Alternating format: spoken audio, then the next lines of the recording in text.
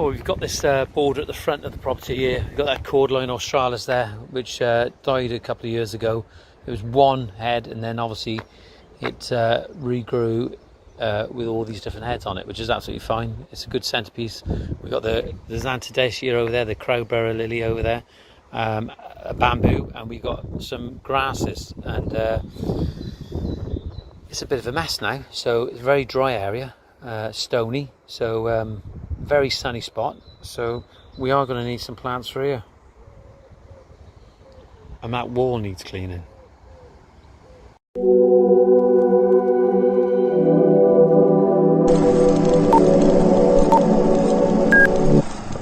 There you are, making a bit of progress.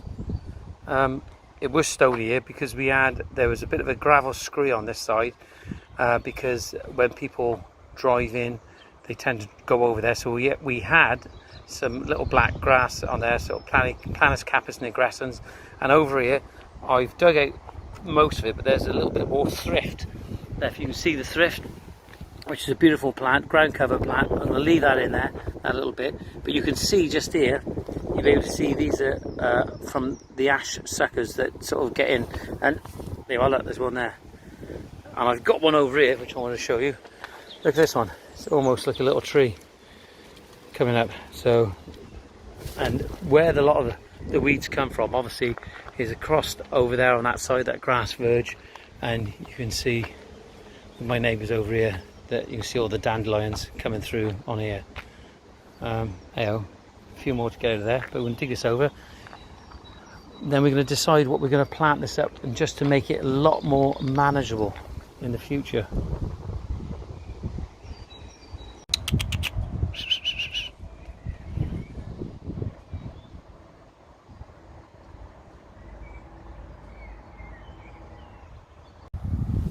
There's one there, look at that, there's some ash trees over there, and there's one growing there, and you know, to try and pull them out sometimes, they're an absolute nightmare. I'll try it.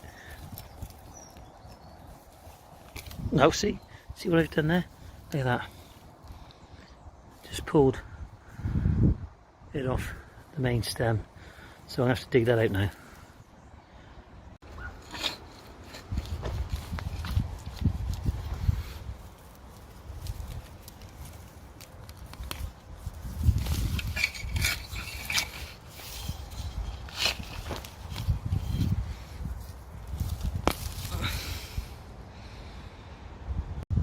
Well, here we are. This is a grass or a sedge or a carex. I'm not quite sure what cultivar this one actually is now. I can't remember. I got rid of the label. I haven't got my camera at the moment, so I'm having to do this myself. But you can see how they shine in the sun here. They look absolutely perfect. And then when you get the movement from the wind, just offers that little bit more, and they look absolutely fantastic. They've been really popular in recent years simply because I believe that they are drought tolerant, so they don't need a lot of maintenance. The other thing, of course, about these, with the carex, there are over 2,000 species of carexes worldwide, which is absolutely incredible, and a very, very successful plant. You're not going to have to do a lot with these, and if you look closely you can actually see how the ends curl on them. They look absolutely beautiful.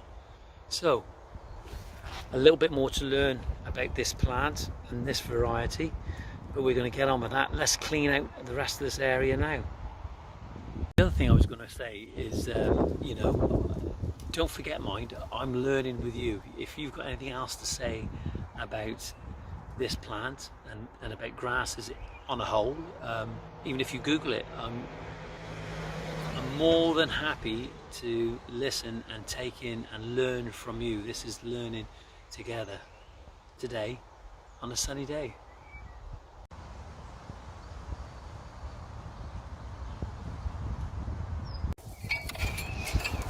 Well, here we are. This is otherwise known as the Arium lily or the calla lily, and the Latin name, I know this one really well, this is Xanthodesia ethiopica crowbarrow lily. Okay, not bad, is it?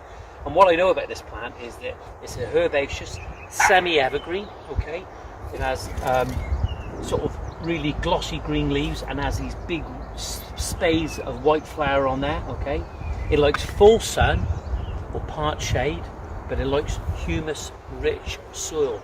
Beautiful plant. It's been working here perfectly. It's multiplied in flower as the years have gone on. Okay, and I like it. If you know anything else about it, tell me. I want to know more about this aerium lily. Somebody's going to say that I should have had my steel toe caps on. Look, the fact is, what I'm trying to say here is that if you can identify your plants, you don't have to know everything about your plants, but you can look it up. There's some really good RHS A to Zs on there, and once you identify it, you can go on Google, you speak on your phone, you can say aerium lily, calla lily, or Xanthodesia ethiopica crowborough lily, right? But you can identify your plant, and then you can start learning about your plant. Then you discover whether that plant's in the right place, whether you water it too much, etc, etc, etc.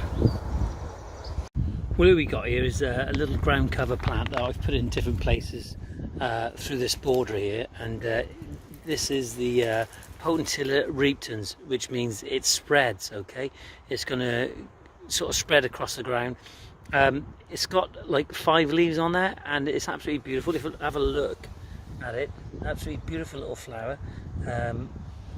It's been in here some time now. I've got it in little patches over in different areas. I'm not quite sure whether it does really well here, but the simple fact of the matter, I couldn't remember the name, so I just described it and spoke it to Google, and I was able to find it, and it gave me lots of information about it. So you can find these plants just by using Siri on your Google, and you will find it.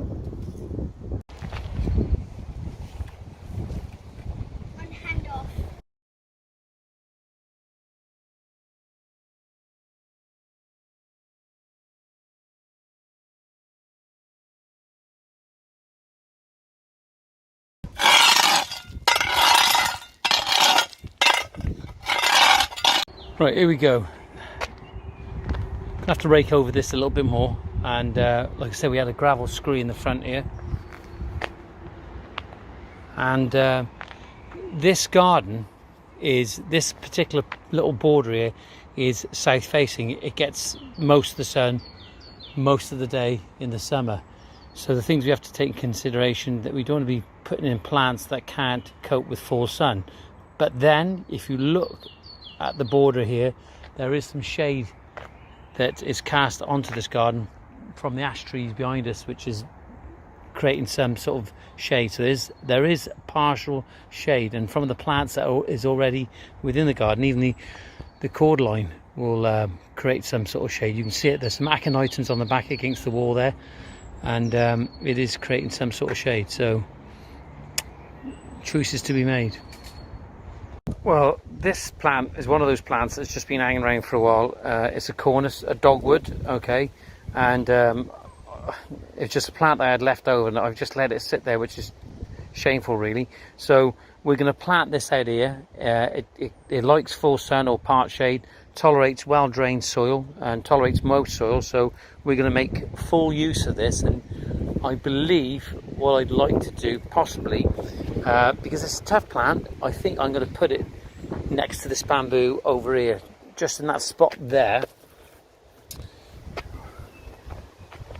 Maybe they're good for planting in groups, but what that will do will actually, when pedestrians come down the path here, it will protect the more delicate plants and the tender plants on the inside. So, and it'll fill up that space and just create a bit of a boundary, really. Well, there you go, it's in the ground now. You're gonna have to give that a water in a moment. Lucky enough, I've got a hose pipe that'll reach right the way up here. But that bamboo, it's never got really any bigger than that. I'm not even sure what variety it is. But anyone, beautiful looking plant, the customer gave me this. Anyone else knows what that variety is, that'd be great. But I think if we look at it there as well, that shrub, that cornus, that dogwood, is going to offer some sort of protection when it's windy as well for that aerium lily there, which seems to be doing well anyway. And there's the flowers starting to come through. Now look at that, they'll be nice and white, beautiful.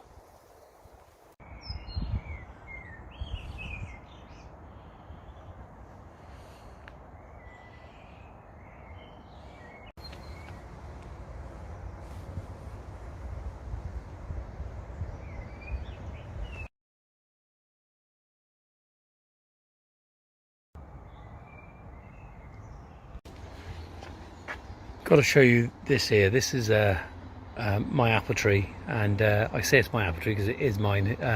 This was brought over from a place called Ross-on-Wye, where I was brought up, and this is an eating apple.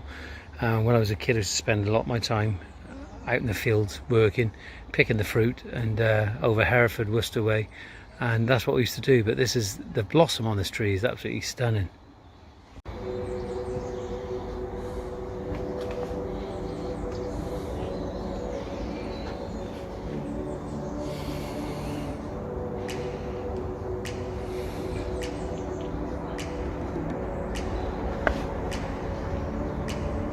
Also, the smell of it is absolutely beautiful, and not quite sure if it's in the right place here. I've got it in this border over here. Maybe I do want to put it too close to the wall, simply because there's a lot of concrete down there. We've done a lot of work on this border to sort of get it sort of fertile, and what they do normally on these construction sites, they put these pin curbs in along the tarmac, and they chuck loads and loads of concrete. But I have gone all the way along and taking some of the concrete off that wasn't required. I'm taking it all off, but it's doing fine. It's produced apples before now. Maybe I need to prune it to get the full benefit from it, but it is a beautiful eating apple, and I'm not quite sure what the variety is, because once again I've taken the label off and I forgot. But what do you think of that?